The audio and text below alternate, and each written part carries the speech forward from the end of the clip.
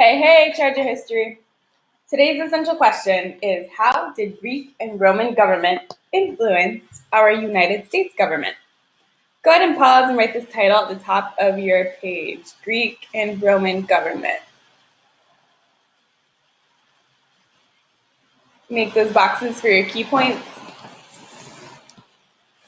All right, yesterday we talked about the key characteristics of Greek and Roman societies. Try these multiple choice questions to show what you know about the two classical civilizations.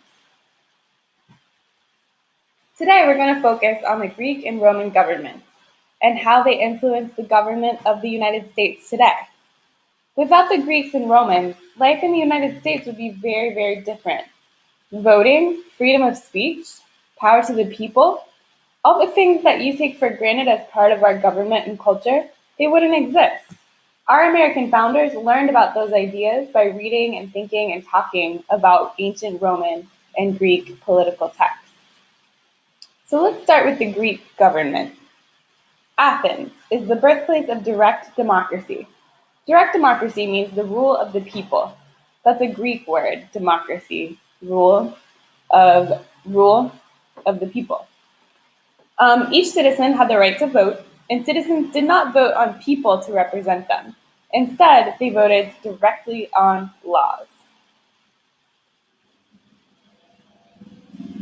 There was an assembly of representatives in Athens made up of men, but they were chosen by lottery. They were not elected.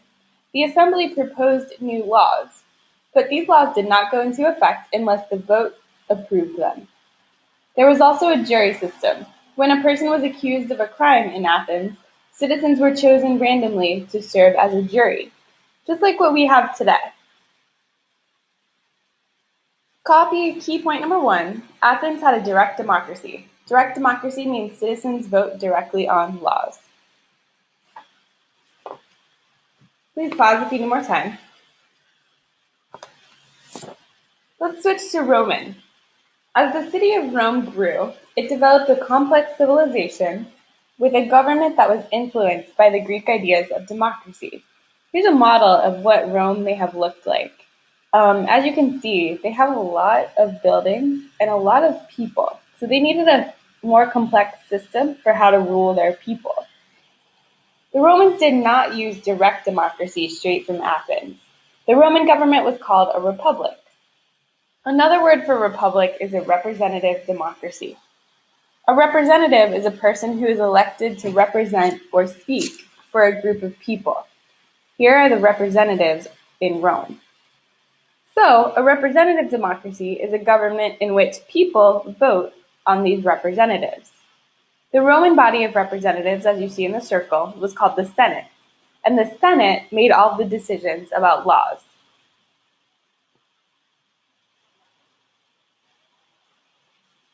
Pause and copy key point number 2. Rome had a republic. Republic means that citizens vote on people to represent them. So, because of this idea of representation, that's why we also call it a representative democracy.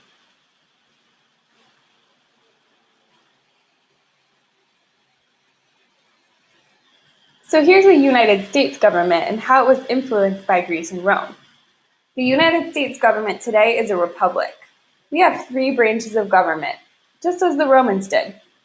Our legislative branch is made up of our elected representatives. They make laws for us. Our legislative branch has one part called the Senate, just like Rome. So, we were influenced by the Romans because we elect people to represent us, and we even gave a payoff to the Romans by naming it the Senate.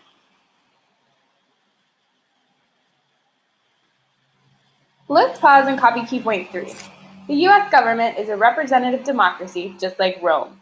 We have a Senate, like Rome, but the ideas of voting and juries first came from Greece. So we get some things from Rome, and some things go further back to Greece. Remember, Greece was the first society to have people vote in the direct democracy, and that's where Rome got the idea. Please pause if you need more time to copy. Here's one last thing to mention, because the Roman government did not always keep its republic, by the way.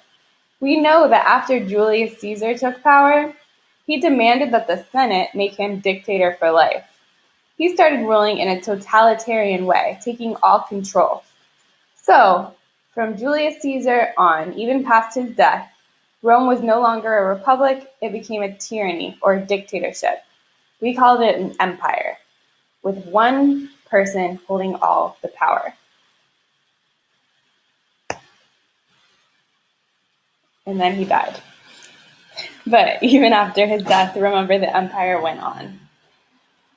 All right, key point 4. After Caesar, Rome became an empire or a tyranny with all the power in the hands of one person. When you're done copying, please X out of this tab, close your computer, and start to work on your packet until it's time for guided practice.